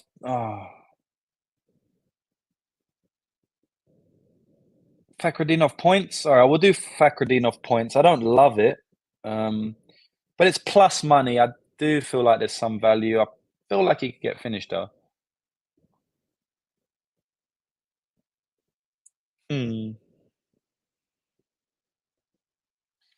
We'll do Jared Gordon Nazar at Haqparast goes to decision. We'll do Oezdemir, but goes to decision kind of heavily leans on Jared, to be honest. I feel like if it's the decision, we might be cashing our Jared bet. I mean, it's going to be close. We'll do Oezdemir Walker, fight starts round 2. We'll do Kelvin Gastelum versus D-Rod, fight goes to decision.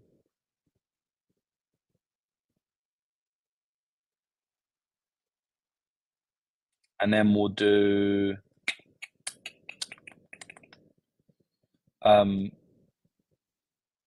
Ikram versus Robert, fight doesn't go to decision. Plus 329. It's kind of light, but boys, at the end of the day, man, I just gave you a plus 1,000. I can't always do that. And remember, boys, like I said, we are betting on parlays, right? And what happens with parlays is that they increase the volatility massively. So, unfortunately, there's going to be many weeks where we do not win. But over the long term, we will win. That's the nature of this parlay show.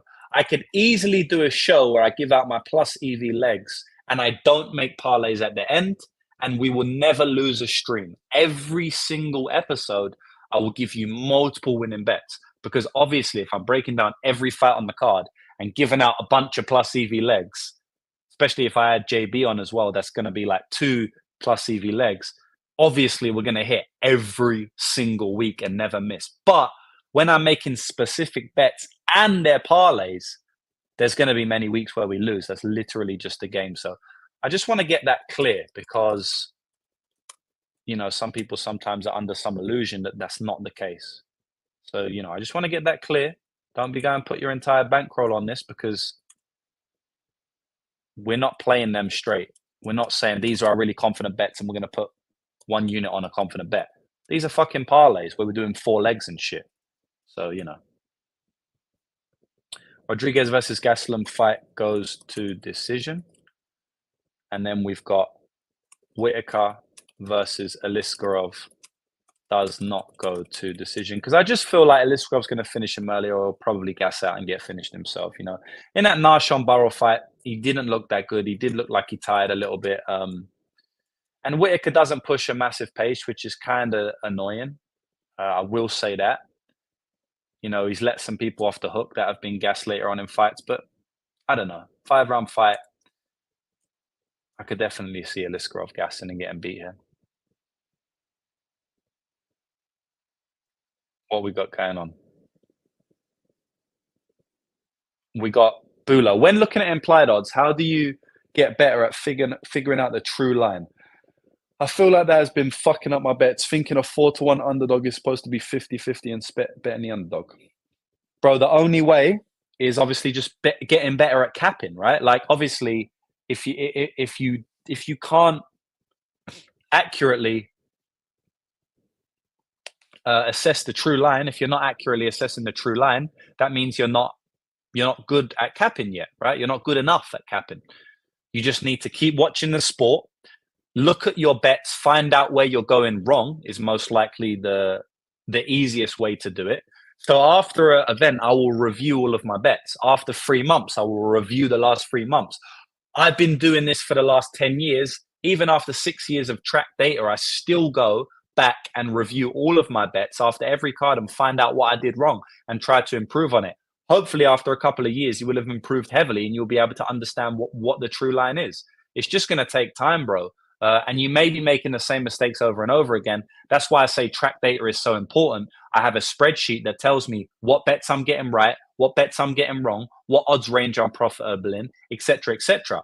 Like if I go back and I check that spreadsheet, I know that I am massively negative on fighter to win by submission and fighter to win inside the distance props. But I'm actually positive on under props.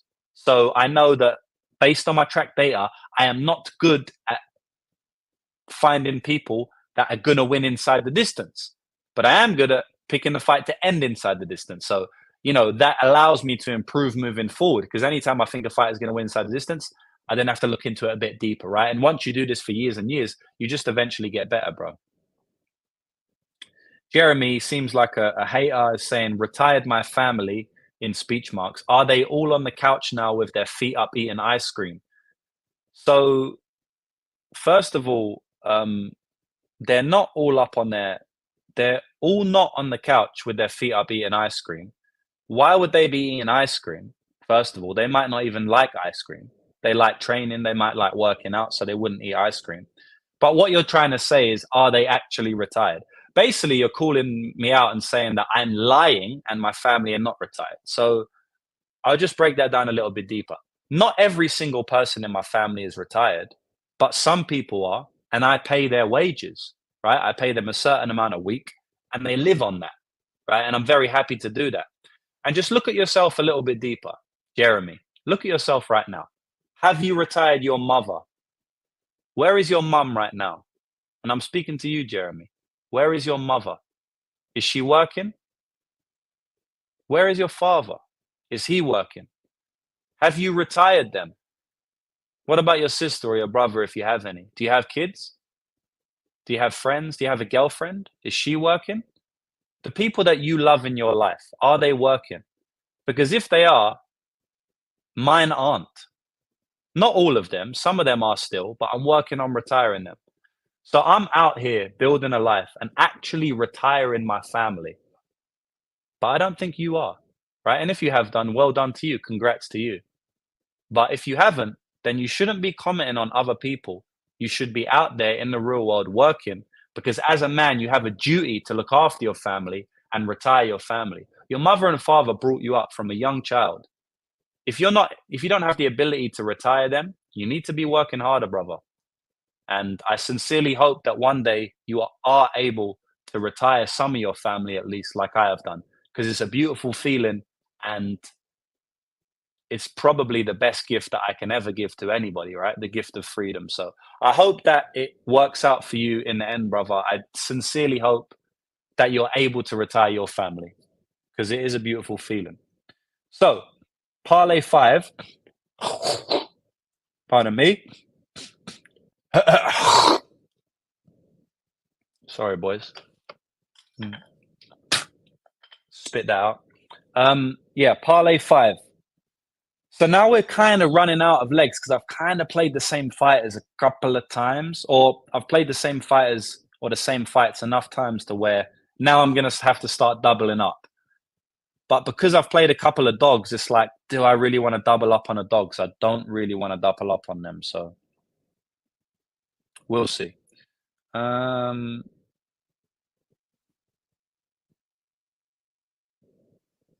Yeah, it's a bit tough, boys. I might have to start taking some kind of crazy shots now. Did we do Gafurov points? I think we did. Someone asked me to scroll up, so I'll scroll up for you, bro. Yeah, we did take Gafurov points, you know. Amanda's saying there's nobody else out there that helps you with MMA betting than James. The man is ahead of everyone else out there. I really appreciate that. I try my best. As you know, I'm just on here to give you a helping hand and make you learn from my mistakes so you don't have to make the same mistakes. So if it's helping you, Amanda, I'm doing my job and I'm very happy. Yeah, so boys, we're going to just have to start taking some mad shots, you know. Oh,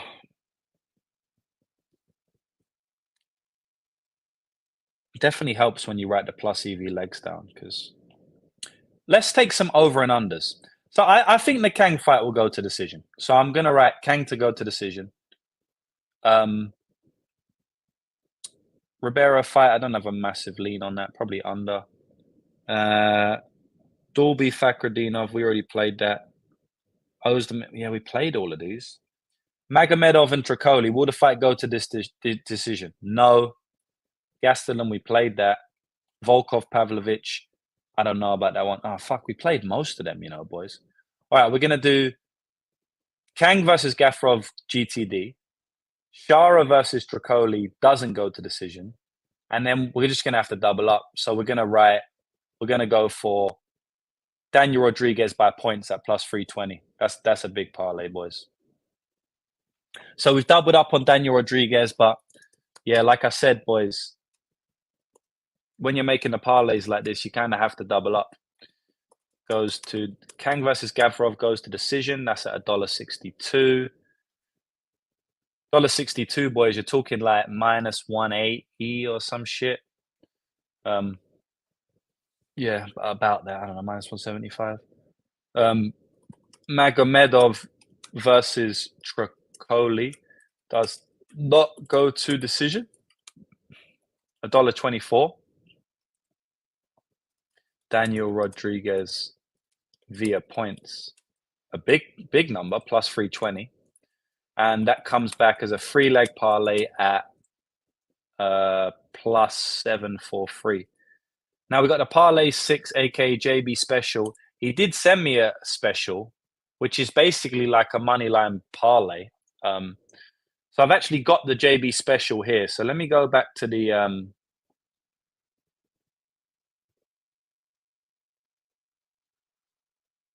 I'm going to go back to our DMs. He sent me a parlay.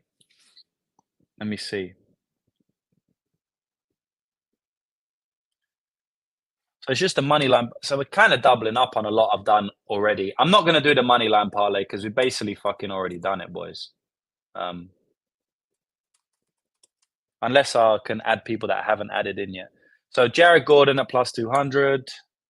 Oh, he's got plus 198 here, so I'll just write plus 198. Daniel Rodriguez, plus 166. Terrible bet online odds. You can get much better elsewhere, but I'll just leave it at that.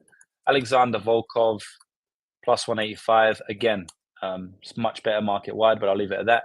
Ikram Aliskerov at plus. Did we even play Aliskerov? We played him ITD, innit? Ikram Aliskerov at plus 1 for, and cap in service. Please tell me the parlay again so I don't have to scroll up, and I'm going to add that in next. So, boys, this is a 4-leg parlay. JB special for some reason is only money lines this week. I don't know what odds that is, but it's 25 into 1,296. Can anyone do the odds for that? $25 turns to 1,296. So what odds would that be? Let me try and work it out.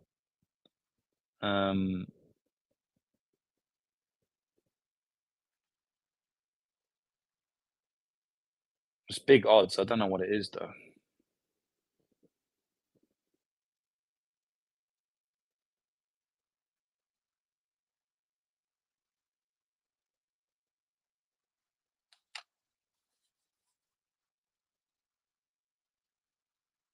Is it like plus 5,000?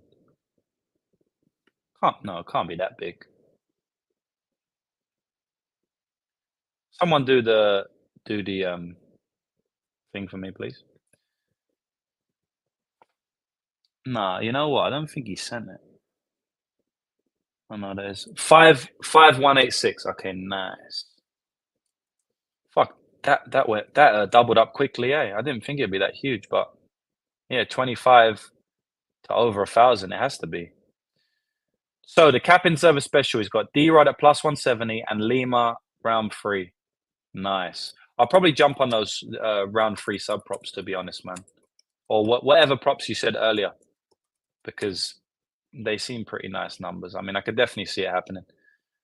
So Daniel Rodriguez at plus 170, and then we got Felipe Lima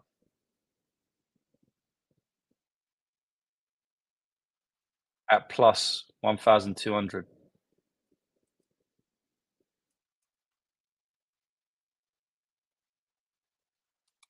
So we got a, what's that? Two leg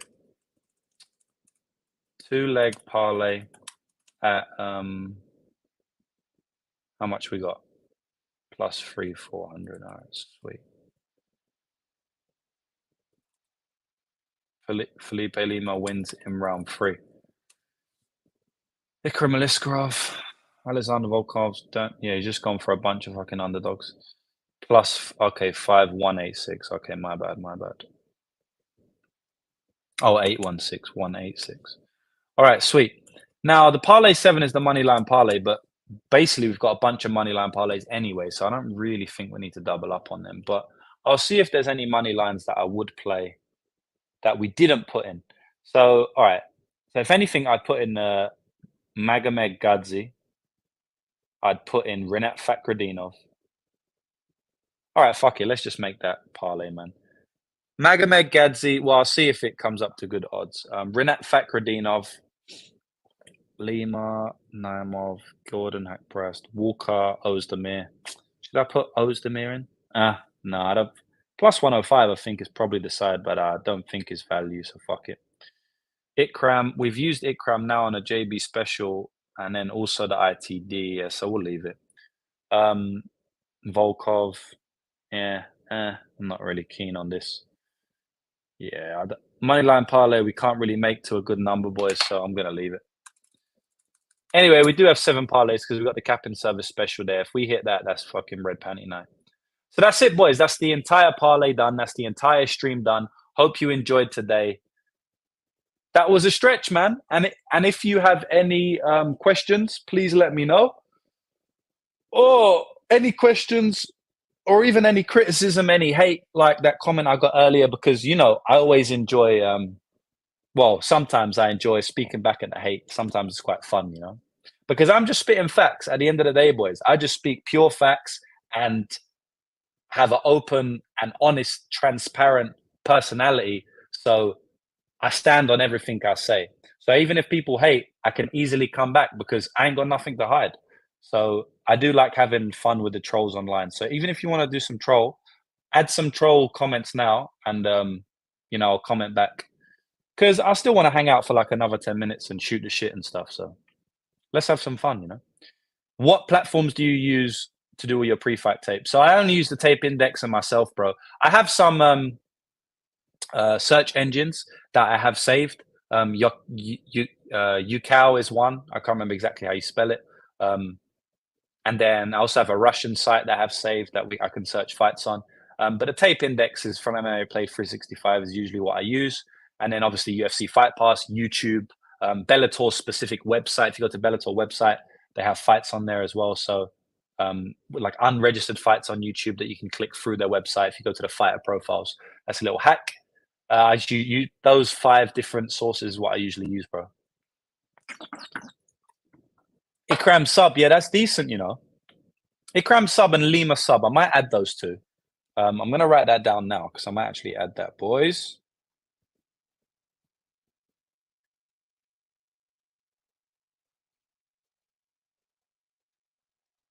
Ikram sub, Lima sub. And I'm going to see if I want to, but I might add those. What else we got going? Can you please scroll up? I already did, I think. Let's go, brother. Big weekend. Yeah, I already know that. Facts. I think you were saying facts to the retiring your family based on when it was sent. So, yeah.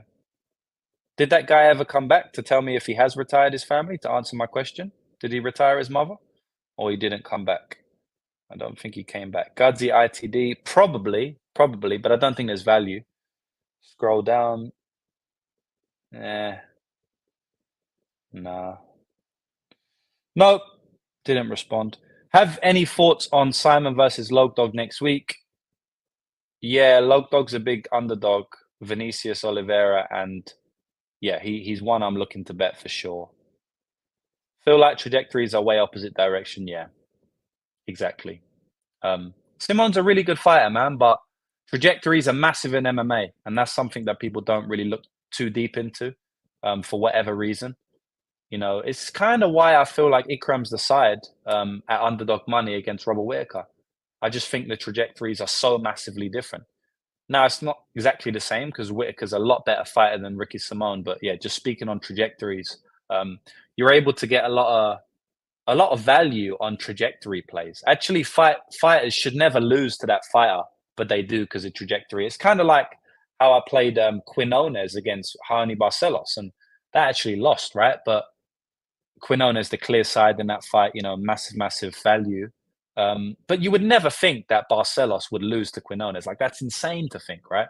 And it's just a trajectory play. So I do like trajectory plays. Again, if you take anything from this chat or anything from this stream, don't so much take who I think is going to win the fight this weekend. Take what I just told you there. Trajectory plays. Massive duel. So Parlay 1, Felipe Lima and Gafurov decision.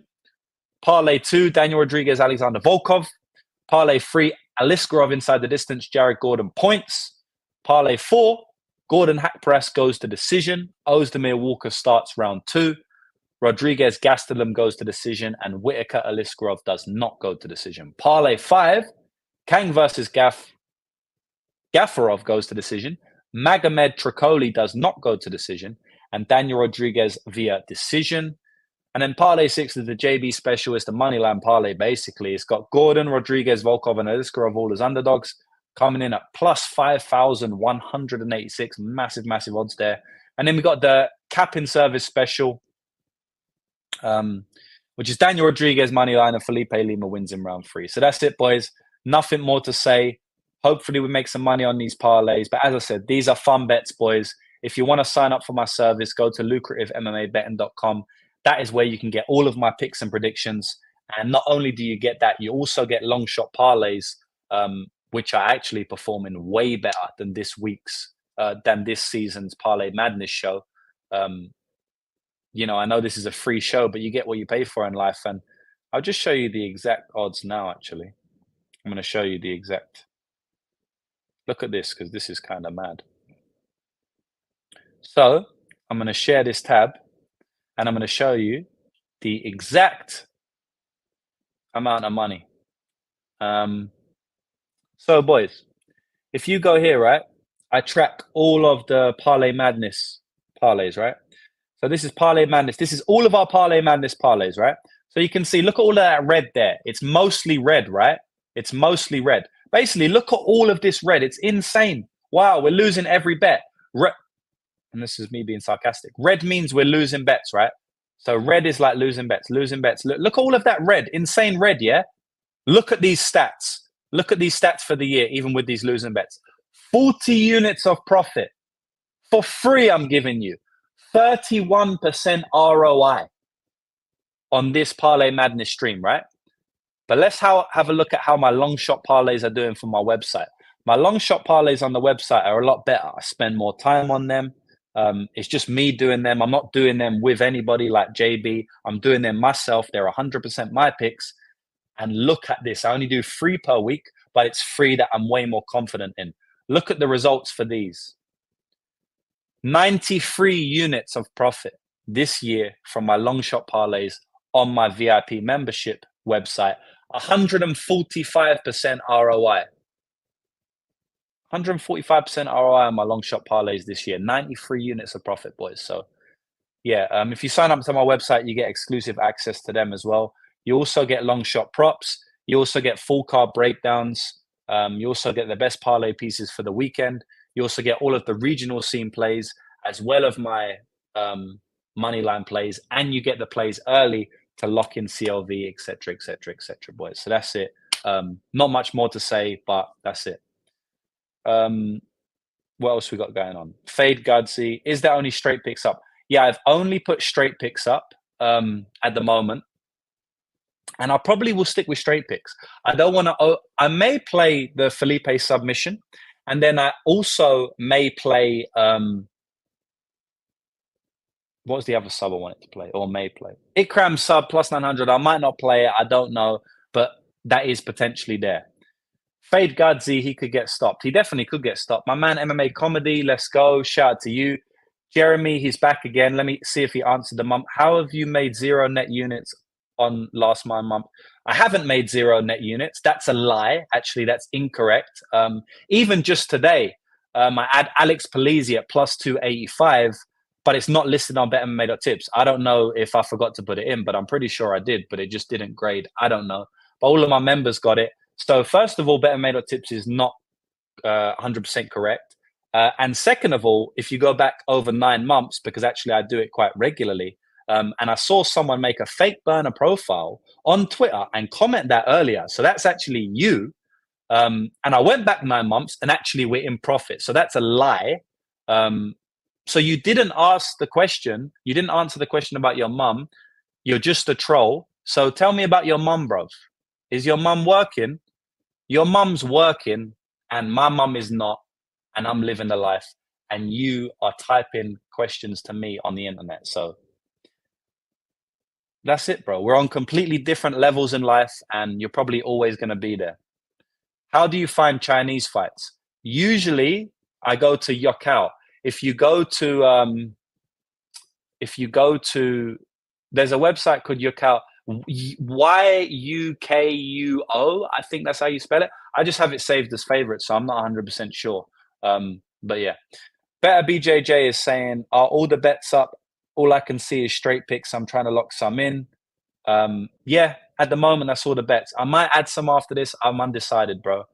CFC saying ignore Jeremy, bro. I gotta take the piss out of the trolls. His mum's still working, bro. Like, I gotta take the piss out of the trolls. Can we get parlays in comments after vid, please, bro? I'm gonna try and remember to do that, bro. He said you get them. We're done, boys. No more here. I had fun though. I've enjoyed it. And that's it, man. Hopefully we can win this weekend. We're on a little bit of a streak recently. Good May. Now we just became a profitable June. And hopefully we end June massively, meaning that we end the 6-month period in profit. We're up like 25 units so far this year.